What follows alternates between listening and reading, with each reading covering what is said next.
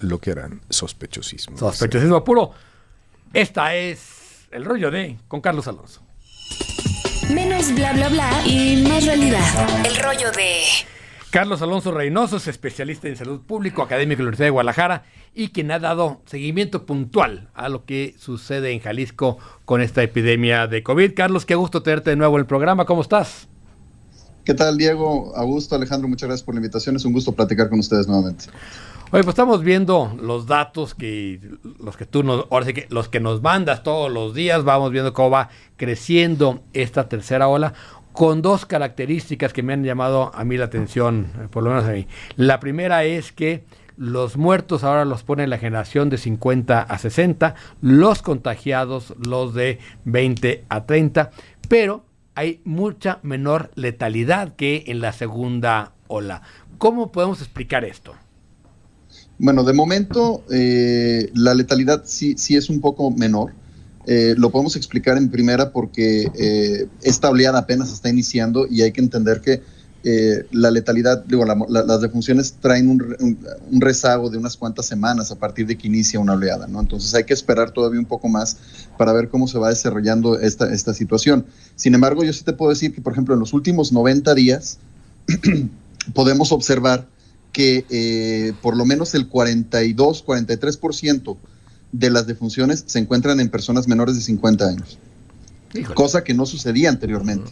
Anteriormente, arriba del 80% de las defunciones estaban concentradas en adultos mayores de 60 años, que fueron los que tenían mayor comorbilidad, factores de riesgo y demás. Ahora los jóvenes son los que están resultando afectados por esta enfermedad, no solo en contagios, sino en defunciones, y eso es algo muy importante. Hoy el principal riesgo es no estar vacunado.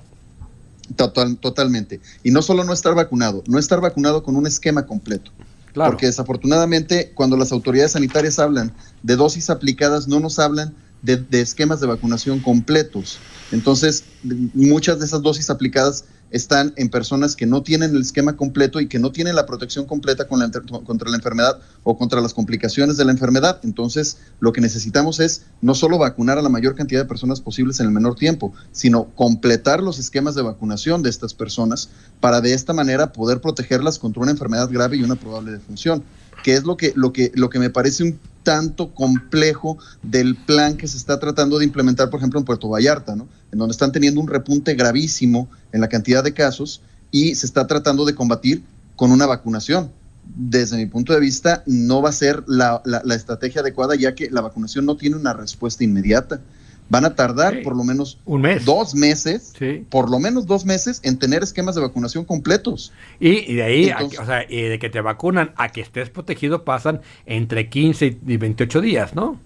Así es, con la primera dosis, pero aún así, estas personas no van a tener la totalidad de la protección, sobre todo contra la variante Delta, que ya está convirtiéndose en la variante predominante de toda la República Mexicana. Entonces, ante esta circunstancia, creo que las estrategias deberían de ser más complejas y no solo centrarse en vacunar a los mayores de 18 años a partir de mañana. Entonces, en ese sentido, creo que las autoridades estatales y federales tienen que ponerse las pilas porque la situación se está tornando muy complicada.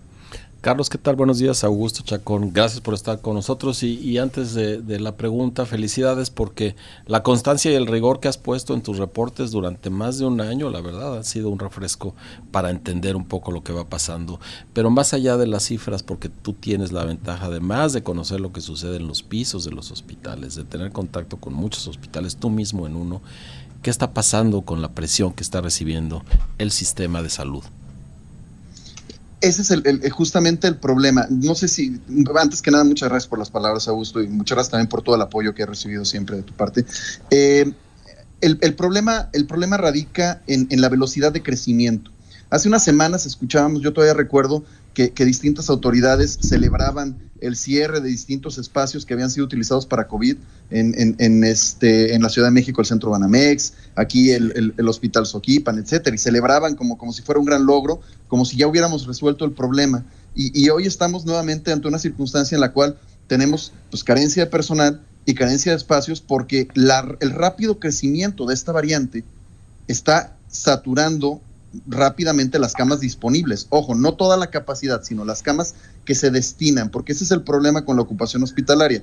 Se destina un porcentaje de las camas a los pacientes COVID y una vez que se llenan esas camas, pues se tienen que destinar nuevas camas, que es lo que le llaman la reconversión, y es lo que está empezando a suceder nuevamente. Y esto era algo que era totalmente previsible. Lo que no sabíamos era la velocidad con la que se iba a presentar, y se está presentando con una velocidad muy, muy elevada, que si no tomamos las medidas adecuadas puede llegar a sobrepasar la capacidad de respuesta del sistema sanitario. Entonces, este es el problema que presentó la India y que están presentando otros países con esta variante Delta, que tiene esta cualidad de contagiar a muchas personas en muy poco tiempo y de tener curvas de crecimiento exponenciales que en pocos días o en pocas semanas saturan los sistemas de salud. Esperemos que no sea el caso.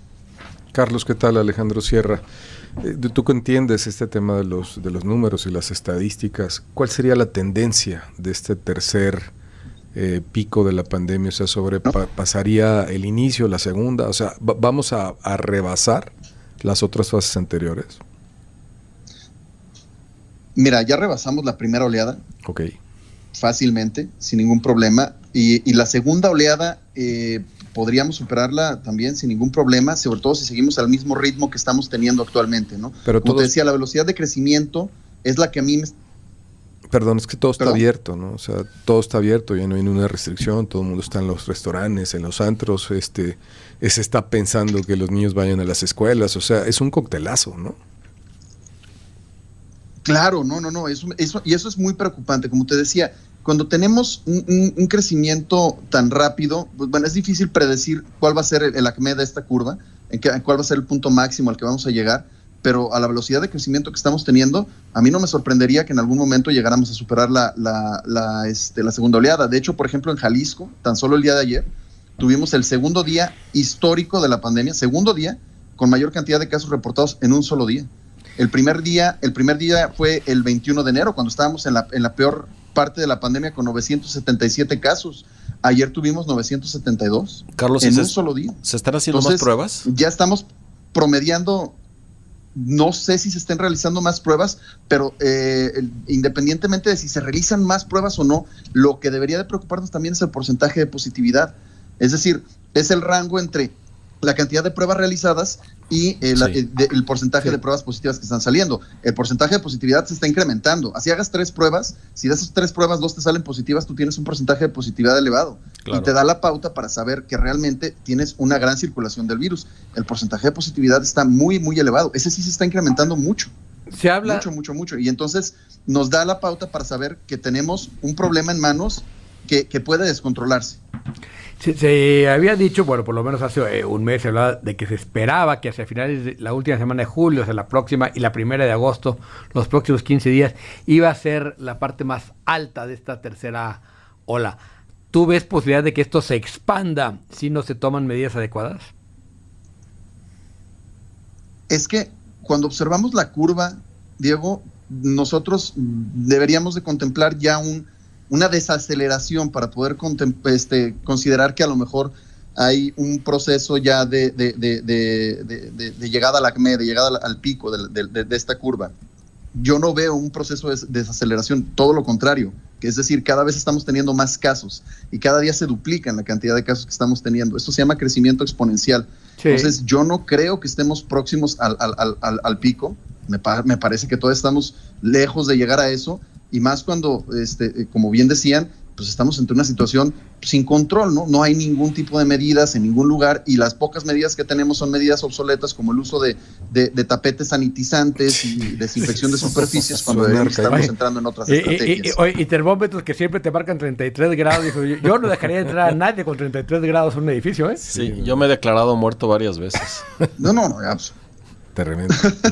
Y absurdo, porque realmente la sensibilidad de esa prueba, del tomarle la temperatura a las personas, es muy baja. ¿Cuántos pacientes realmente se detectan mediante esta técnica? ¿Cuántos pacientes con COVID no tienen fiebre? Entonces, no sirve realmente como estrategia para detectar oportunamente a las personas sospechosas. Deberíamos centrarnos en vigilar, por ejemplo, la calidad del aire de los espacios. Eso es algo que se está haciendo ya en otros países y que debería ser el punto central y focal, porque esto se transmite por el aire. Perfecto. Carlos, muchísimas gracias como siempre y me temo que seguiremos en contacto por un buen rato contigo, si nos lo permites. Claro que sí, a la orden. Muchísimas gracias por la invitación y un saludo a todos. Oye, Carlos, y si nos haces favor de darle unas breves lecciones a Alejandro sobre salud, él es experto en encontrar personas sospechosas. No, hombre, es un contento. Eso es lo mío, Carlos. El sospechosismo es lo suyo. Búscame, por favor. Sería un equipo letal. Con mucho gusto nos ponemos en contacto. Virulento. Un abrazo.